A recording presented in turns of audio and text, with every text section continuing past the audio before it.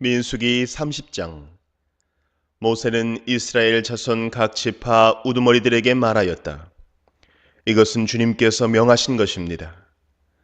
남자가 나 주에게 서원하였거나 맹세하여 스스로를 자제하기로 서약하였으면 그는 자기가 한 말을 어겨서는 안 된다.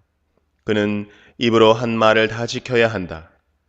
여자가 아직 어린 나이에 아버지의 집에 있으면서 나 주에게 서원하였거나 스스로를 자제하기로 서약하였을 경우에는 그의 아버지가 자기 딸의 서원이나 딸이 스스로를 자제하기로 서약한 것을 듣고도 딸에게 아무 말도 하지 않았으면 그 모든 서원은 그대로 살아있다. 그가 한 서원과 스스로를 자제하기로 한 서약은 모두 그대로 성립된다. 그러나 딸이 스스로를 자제하기로 한 모든 서약과 서원을 아버지가 듣고서 그날로 말렸으면 그것은 성립되지 않는다. 아버지가 딸의 서원을 말렸기 때문에 나 주는 그 딸에게 책임을 묻지 않는다. 그러나 여자가 결혼한 다음에 서원하였거나 급하게 입술을 놀려 스스로를 자제하기로 경솔하게 선언하였을 때에는 그의 남편이 그것을 듣고서 들은 그날로 아내에게 아무 말도 하지 않았으면 그 서원은 그대로 살아있다.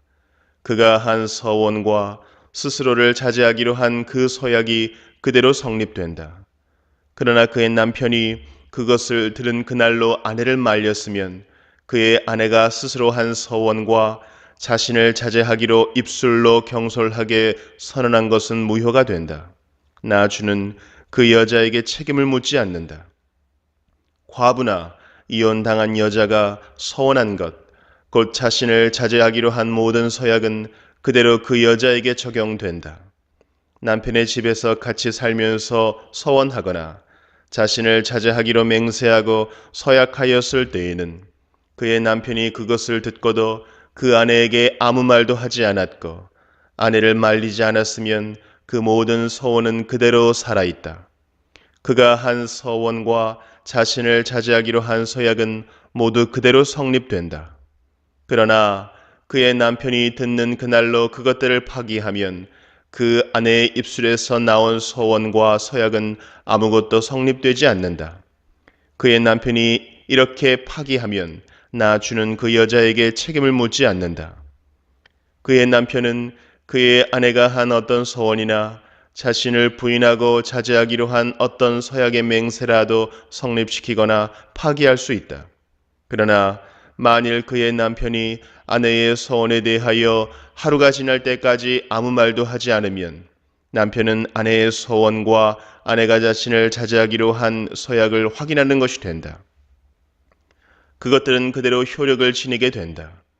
들은 바로 그날에 남편이 아내에게 아무 말도 하지 않았기 때문이다.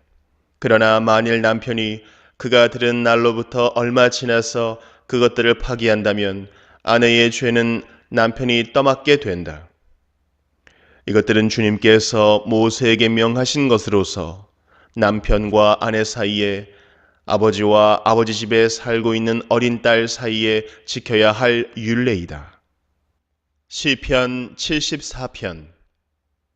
하나님, 어찌하여 우리를 이렇게 오랫동안 버리십니까? 어찌하여 주님의 목장에 있는 양떼에게서 진노를 거두지 않으십니까? 먼 옛날 주님께서 친히 값주고 사신 주님의 백성을 기억해 주십시오. 주님께서 친히 속량하셔서 주님의 것으로 삼으신 이 지파를 기억해 주십시오. 주님께서 거처로 삼으신 시온산을 기억해 주십시오. 원수들이 주님의 성소를 이렇게 훼손하였으니 영원히 폐허가 된 이곳으로 주님의 발걸음을 옮겨 놓아 주십시오. 주님의 대적들이 주님의 집회 장소 한가운데로 들어와서 승전가를 부르며 승리의 표로 깃대를 세웠습니다. 그들은 나무를 도끼로 마구 찍어내는 밀림의 벌목꾼과 같았습니다. 그들은 도끼와 쇠망치로 성소의 모든 장식품들을 찍어서 산산조각을 내었습니다. 주님의 성소에 불을 질러 땅에 뒤엎고 주님의 이름을 모시는 곳을 더럽혔습니다. 그들은 씨도 남기지 말고 전부 없애버리자 하고 마음 먹고 이 땅에 있는 하나님을 만나 뵙는 장소를 모두 불살라 버렸습니다. 우리에게는 어떤 징표도 더 이상 보이지 않고 예언자도 더 이상 없으므로 우리 가운데서 아무도 이 일이 얼마나 오래 갈지를 아는 사람이 없습니다.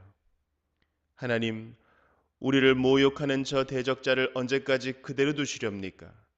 주님의 이름을 모독하는 저 원수를 언제까지 그대로 두시렵니까? 어찌하여 주님께서 주님의 손, 곧 오른손을 거두십니까? 주님의 품에서 빼시고 그들을 멸하십시오. 하나님은 옛적부터 나의 왕이시며 이 땅에서 구원을 이루시는 분이십니다. 주님께서는 주님의 능력으로 바다를 가르시고 물에 있는 탄인들의 머리를 깨뜨려 부수셨으며 리워 야단의 머리를 짚부수셔서 사막에 사는 짐승들에게 먹이로 주셨으며 샘을 터뜨리셔서 개울을 만드시는가 하면 유유히 흐르는 강을 메마르게 하셨습니다. 낮도 주님의 것이요 밤도 주님의 것입니다. 주님께서 달과 해를 제자리에 두셨습니다. 주님께서 땅의 모든 경계를 정하시고 여름과 겨울도 만드셨습니다. 주님, 원수가 주님을 비난하고 어리석은 백성이 주님의 이름을 모욕하였습니다. 이 일을 기억하여 주십시오. 주님께서 맷비둘기 같은 주님의 백성의 목숨을 들짐승에게 내주지 마시고 가련한 백성의 생명을 영원히 잊어버리지 마십시오. 땅의 그늘진 곳마다 구석구석 폭력배의 소굴입니다. 주님께서 세워주신 언약을 기억하여 주십시오. 억눌린 자가 수치를 당하고 물러가지 않게 해주십시오. 가련하고 가난한 사람이 주님의 이름을 찬송하게 해주십시오. 하나님 일어나십시오. 주님의 소송을 이기십시오. 날마다 주님을 모욕하는 어리석은 자들을 버려두지 마십시오. 주님께 항거해서 일어서는 자들의 소란한 소리가 끊임없이 높아만 가니 주님의 대적자들의 저 소리를 부디 잊지 마십시오. 이사야 22장. 이것은 환상 골짜기를 두고 하신 엄한 경고의 말씀이다. 너희가 무슨 변을 당하였기에 모두 지붕에 올라가 있느냐? 폭동으로 가득 찬 성읍, 시끄러움과 소동으로 가득 찬 도성아. 이번 전쟁에 죽은 사람들은 칼을 맞아 죽은 것도 아니고 싸우다가 죽은 것도 아니다. 너희 지도자들은 다 도망치기에 바빴고 활도 한번 쏘아보지 못하고 사로잡혔다. 사로잡힌 너희들도 아직 적군이 멀리 있는데도 지레 겁을 먹고 도망가다가 붙잡혀서 포로가 되었다. 그러므로 내가 통곡한다. 다들 비켜라.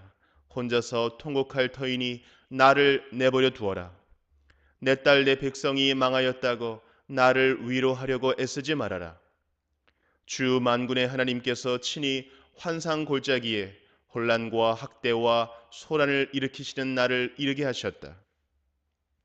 성벽이 헐리고 살려달라고 아우성치는 소리가 산에까지 사무쳤다. 엘람 군대는 화살통을 메고 왔고 기마대와 병거대가 그들과 함께 왔으며 기르 군대는 방패를 들고 왔다.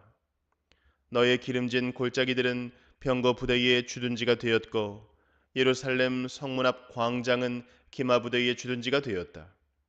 유다의 방어선이 뚫렸다. 그때에 너희는 숲을 궁에 있는 무기를 꺼내어 오고 다윗성에 뚫린 곳이 많은 것을 보았고 아랫목에는 물을 저장하였다. 예루살렘에 있는 집의 수를 세어보고는 더러는 허물어다가 뚫린 성벽을 막았다. 또한 옛못에 물을 대려고 두 성벽 사이에 저수지를 만들기도 하였다. 그러나 너희는 일이 이렇게 되도록 하신 분을 의지하지 않고 이 일을 옛적부터 계획하신 분에게는 관심도 없었다. 그날에 주 만군의 하나님께서 너희에게 통곡하고 슬피 울라고 하셨다. 머리털을 밀고 상복을 몸에 두르라고 하셨다. 그런데 너희가 어떻게 하였느냐? 너희는 오히려 흥청망청 소를 잡고 양을 잡고 고기를 먹고 포도주를 마시며 내일 죽을 것이니 오늘은 먹고 마시자 하였다. 그래서 만군의 주님께서 나의 귀에 대고 말씀하셨다. 이 죄는 너희가 죽기까지 용서받지 못한다. 주 만군의 하나님께서 이렇게 말씀하셨다. 주 만군의 하나님께서 이렇게 말씀하신다. 너는 궁중의 일을 책임진 총책임자 셈나에게 가서 나의 말을 전하여라. 내가 이곳과 무슨 상관이 있기에 이곳에 누가 있기에 여기에다 너의 무덤을 팠느냐. 높은 곳에 무덤을 파는 자야. 바위에 누울 자리를 쪼아내는 자야. 그렇다. 너는 권세가 있는 자다. 그러나 주님께서 너를 단단히 묶어서 너를 세차게 내던지신다. 너를 공처럼 둥글게 말아서 넓고 아득한 땅으로 굴려버리신다. 내가 거기에서 죽을 것이다. 내가 자랑하던 그 화려한 병거들 옆에서 내가 죽을 것이다. 그리하여 너는 너의 상전의 집에 수치거리가 될 것이다. 내가 너를 너의 관직에서 쫓아내겠다. 그가 너를 그 높은 자리에서 끌어내릴 것이다. 그날이 오면 내가 힐기야의 아들인 나의 종 엘리야김을 불러서 너의 관복을 그에게 입히고 너의 띠를 그에게 띠게 하고 너의 권력을 그의 손에 맡길 것이니 그가 예루살렘에 사는 사람들과 유다 집안의 아버지가 될 것이다. 내가 또 다윗 집의 열쇠를 그의 어깨에 둘 것이니 그가 열면 닫을 자가 없고 그가 닫으면 열 자가 없을 것이다.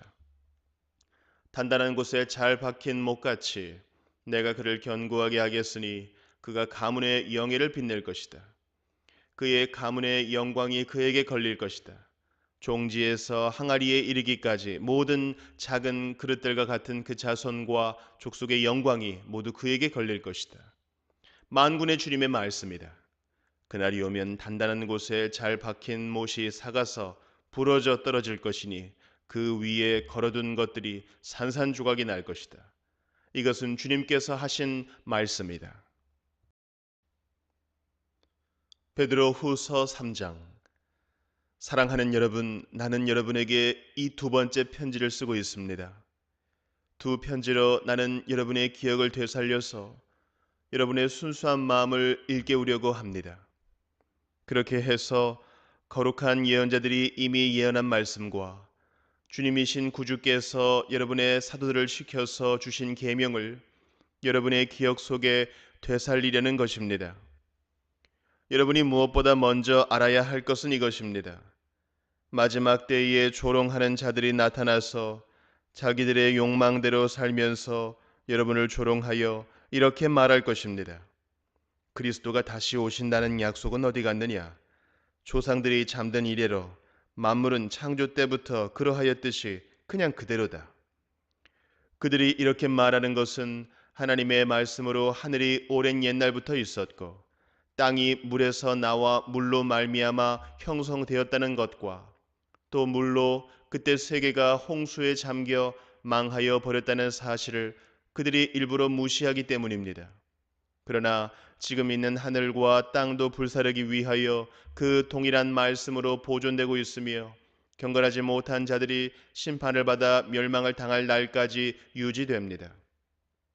사랑하는 여러분, 이 한 가지만은 잊지 마십시오. 주님께는 하루가 천년 같고 천년이 하루 같습니다. 어떤 이들이 생각하는 것과 같이 주님께서는 약속을 더디 지키시는 것이 아닙니다. 도리어 여러분을 위하여 오래 참으시는 것입니다. 하나님께서는 아무도 멸망하지 않고 모두 회개하는 데에 이르기를 바라십니다. 그러나 주님의 날은 도둑같이 올 것입니다. 그날에 하늘은 요란한 소리를 내면서 사라지고 원소들은 불에 녹아버리고 땅과 그 안에 있는 모든 일은 드러날 것입니다. 이렇게 모든 것이 녹아버릴 터인데 여러분은 어떠한 사람이 되어야 하겠습니까? 여러분은 거룩한 행실과 경건한 삶 속에서 하나님의 날이 오기를 기다리고 그날을 앞당기도록 하여야 하지 않겠습니까? 그날에 하늘은 불타서 없어지고 원소들은 타서 녹아버릴 것입니다. 그러나 우리는 주님의 약속을 따라 정의가 깃들여 있는 새 하늘과 새 땅을 기다리고 있습니다. 사랑하는 여러분, 여러분이 이것을 기다리고 있으니 티도 없고 흠도 없는 사람으로 아무 탈이 없이 하나님 앞에 나타날 수 있도록 힘쓰십시오. 그리고 우리 주님의 오래 참으심이 구원을 위한 것이라고 생각하십시오. 그것은 우리의 사랑하는 형제 바울이 자기가 받은 지혜를 따라서 여러분에게 편지한 바와 같습니다. 바울은 모든 편지에서 이런 것을 두고 말하고 있는데 그 가운데는 알기 어려운 것이 들어 있어서 무식하거나 믿음이 굳세지 못한 사람은 다른 성경을 잘못 해석하듯이 그것을 잘못 해석하여 마침내 스스로 파멸에 이르고 말 것입니다. 그러므로 사랑하는 여러분, 여러분은 이 사실을 미리 알고 불의한 자들의 유혹에 휩쓸려서 자기의 확신을 잃는 일이 없도록 주의하십시오. 우리의 주님이시며 구주이신 그리스도 예수에 대한 지식과 그의 은혜 안에서 자라십시오. 이제도 영원한 날까지도 영광이 주님께 있기를 빕니다. 아멘.